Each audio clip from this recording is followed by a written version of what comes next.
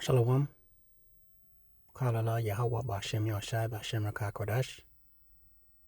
Double honors to the apostles and elders and great millstone who teach one rule, who taught me this truth. Peace and salutation to the Akyam, fellow laborers, the hopeful elect, pushing this truth and risking their own lives with the four corners of the earth. To the Akwathium, listening, learning, sincerity, and the truth in the silence, Shalom. Akyam, meaning brothers, Akwathium, meaning sisters, Shalom, meaning peace, be unto you.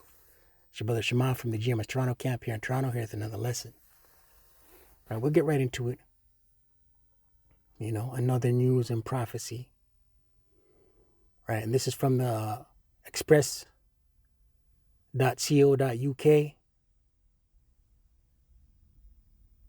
Right, March 2nd. Right, the hopeful year of our deliverance and the destruction and judgment of Esau. It says here, Norway fuel giant refuses to fill U.S. submarines after Trump-Zelensky crash. Right, and Norway is a founding member of the NATO. Right, April 4th, 1949, one of the founding members of NATO. Right? Let's read some of this article. Norwegian petroleum giant Haltbach Bunkers has declared it will no longer help the U.S. Navy. Norwegian firm Haltbach Bunkers announced it will stop providing fuel to all American forces in Norway as it declared no fuel to Americans. The firm posted it on social media to declare its support for Zelensky as it dealt a hammer blow to U.S. President Trump following the heated spat televised from the Oval Office. Right? These shall hate the whore, right? It said, we have today been witnesses to the biggest shit show ever presented live on TV by the current American president and his vice president. Huge credit to the president of Ukraine restraining himself and for keeping calm even though USA put on a backstabbing TV show. It made us sick, short and sweet. As a result, we have decided to immediate stop as fuel provider to American forces in Norway and their ships calling Norwegian ports. No fuel to Americans. We encourage all Norwegians and Europeans to follow our example. It says here, Slava Ukrainia. All right. And listen, this is all adding fuel to the fire. This is all in anticipation. This is a prelude to the follow between America the Great, Babylon the Great, and the NATO nations. Let's get a scripture. Revelation 17 and 15. And he saith unto me, the waters which thou sawest, where the whore sitteth, are the peoples, right? America, the whore, the waters being the people. America is a great melting pot. A great melting pot. All nations are in America. You got Ishmaelites, you got Hamites, you got Moabites, you got Edomites, right? First and foremost, America is the hub city of the Edomites. Right, you got Israelites in America.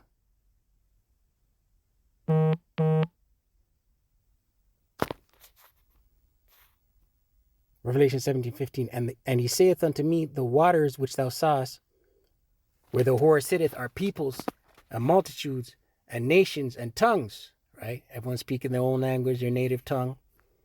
Right? Worshiping their own gods. That's Babylon the Great, America the Great. Here's the point, verse 16. And the 10 horns which thou sawest upon the beast, the 10 horns, NATO, the EU, right? The beast being NATO, the 10 horns being the EU, right? NATO, the EU, the whore being America. And the 10 horns which thou sawest upon the beast, these shall hate the whore, right? So NATO and the EU is going to have a follow with the whore, America, and shall make her desolate and naked, and shall eat her flesh, and burn her with fire, right? And what's going to burn America the Great, Babylon the Great with fire? The missiles, thermonuclear intercontinental ballistic missiles, right? So we're in the prequel, right? Listen, all wars, when you look at historical accounts of wars, they had multiple skirmishes, multiple fallouts, multiple politicians backstabbing one another, calling out one another, pointing fingers at one another for years before war broke out, right? We know prior to World War III, Jacob's trouble, the MOTB, the Revelation 13 verse 16 on down, these things are going to take place before full-blown World War III. But what we're seeing now is skirmishes, lines being drawn in the sand, sides being taken, right?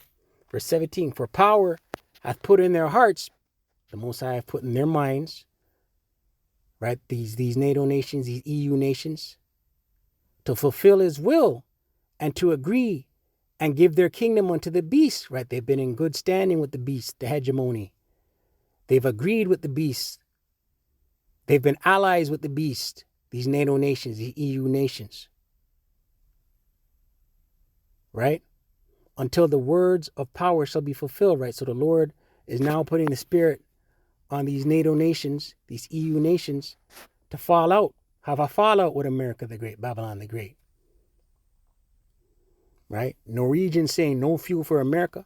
Norway saying no fuel for America. That's heavy, man. And we'll see where it goes. Lord will, it cranks up. Lord will, they don't pull back and say, okay, we're gonna annul the fuel embargo for 6 months while we negotiate a resolution, right? Lord will, this plays out,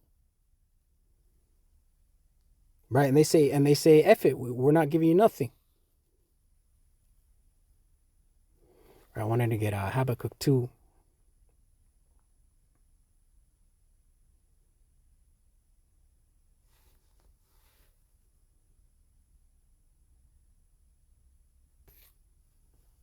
As a matter of fact, I wanted to get Isaiah. I'm just rolling in the spirit. Isaiah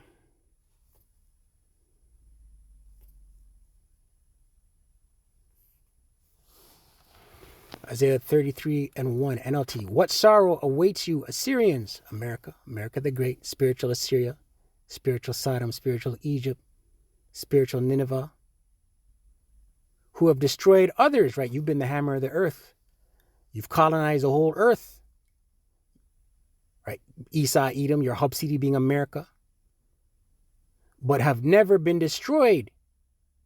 But have never been destroyed yourselves, right? America, Isaiah 47, first, second, and third verse.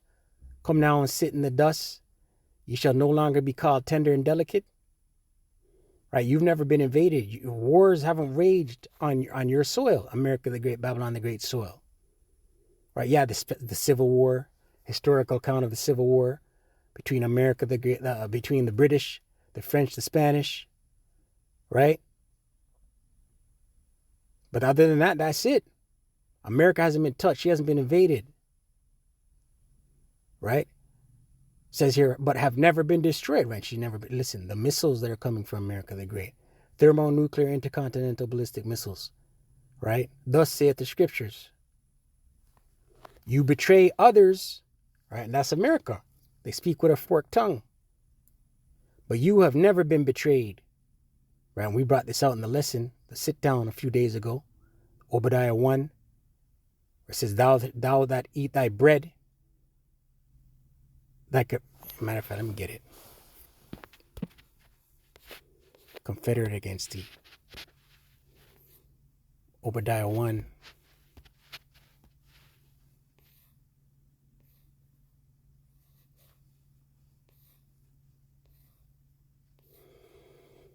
Obadiah 1 and 7. All the men of thy confederacy, right, your allies, have brought thee even to the border. The men that were at peace with thee have deceived thee, your allies, and prevailed against thee. They that eat thy bread, right, thy bread, those that have received aid from Babylon the Great, America the Great, right, stimulus, help, right, javelin missiles, billions of dollars in aid. They that eat thy bread have laid a wound under thee. There is none understanding in them, right? The fallout is real, man. The fallout that's going to take place between America the Great, Babylon the Great, and its allies. Isaiah 33, once again, verse 1, reading on down. When you are done destroying, you will be destroyed. When you are done betraying, you will be betrayed, right? This is America the Great, Babylon the Great swan song, right? Let's look up swan song. That's a saying in the world.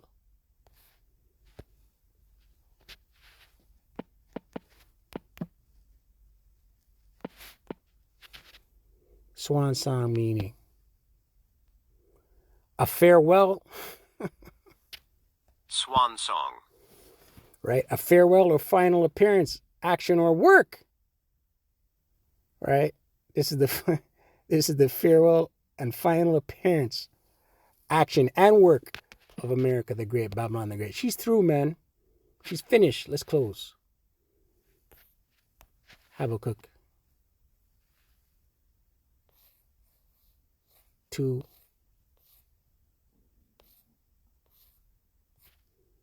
And 1, and it reads, I will stand upon my watch and set me upon the tower. Right? The prophets are standing upon their watch and they're watching for the prophecies. The prophets are measuring the time diligently and will watch to see what he will say unto me and what I shall answer when I am reproved. And the Lord Yahweh answered me and said, write the vision and make it plain upon tables, right? Record these visions, right? And make it plain upon tables. The vision being the prophecies, right? Make it plain upon tables and then break it down and make it easy to understand. That he may run that readeth it, right?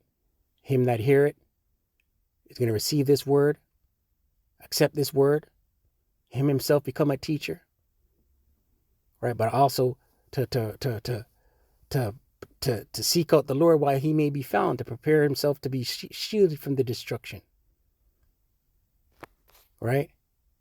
That he may run that readeth it, right? That he may run and go teach, go speak unto the house of Israel. Thus saith Yahweh, right? Verse 3, for the vision is yet for an appointed time. The vision, the prophecies. It has its times when it's going to fulfill, when it's going to happen. But at the end it shall speak, right? And we're in the end times. The vision, which is the prophecies, they're speaking, man. The MOTB is on the horizon. We see it manifesting, right? Wars and rumors of war ultimately leading to World War III. We see it arising and manifesting. The time of Jacob's trouble, which will be the total collapse of everything as we know it, the money system, the economy, right? And not lie. Though it tarry, wait for it, because it will surely come. It will not tarry, right? And all these prophetic, right? Scripture said the Lord is not a man that he should lie, right? So though it tarry, meaning what? Though it seems like it's taking a long time to come, wait for it, right? It shall surely come, right? And we are in these times. We don't got another 1,000 years here, man. That's madness. It says here, he shall be loose from his. It says in the scripture, Revelation 20, he shall be loose from his prison for a little season. Roughly paraphrasing, right? Right. Though it tarry, wait for it, because it will surely come. It will not tarry. So with that, all praises, all power, all glory to Yahweh, Ba'Shem, Yahushai, Ba'Shem, Rakah, Kodash. Double honors to the apostles and elders of Great Millstone, who teach one rule well. Shalom to the elect.